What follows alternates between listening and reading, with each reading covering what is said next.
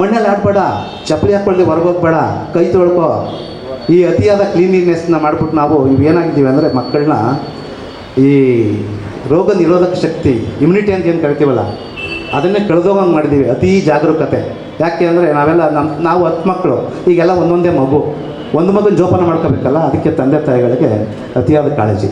ಇವತ್ತು ಶಾಲೆಗಳು, ಟೀಚರ್ಸ್ ಅಂದರೆ ರೆಸ್ಪೆಕ್ಟ್ ಇಲ್ಲದೆ ರೀತಿ ಆಗೋಗಿದೆ. ಕಾನೂನನ್ನು ತಂದುಬಿಟ್ಟು ಮಕ್ಕಳಿಗೆ ಹೊಡಿಬಾರ್ದು, ಬೈಬಾರ್ದು ಅನ್ನೋ ಕಾನೂನು ಪೇರೆಂಟ್ಸ್ ಸರಿಯಾಗಿ ಅರ್ಥ ಮಾಡ್ಕೊಳ್ದೆ ಒಬ್ಬ ಶಿಕ್ಷಕ ಒಂದು ಮಗುವಿಗೆ ಹಿಂಗೆ ಟಚ್ ಮಾಡಿದ್ರೆ ಪೇರೆಂಟು ಸ್ಕೂಲ್ ಹತ್ರ ಬರ್ತಾನೆ, ನೀನು ಯಾವನೆಯ ನನ್ನ ಮಗುನ ಹೊಡಿಯೋಕ್ಕೆ? ನಾನೇ ಹೊಡಿಯಲ್ಲ, ನಾನು ಹೆಂಡ್ತಿ ಹೊಡಿಯಲ್ಲ, ನೀನೇ ಅವನು ಮೇಷ್ಟ್ರು, ನೀನು ಪಾಠ ಮಾಡಬೇಕಷ್ಟೇ.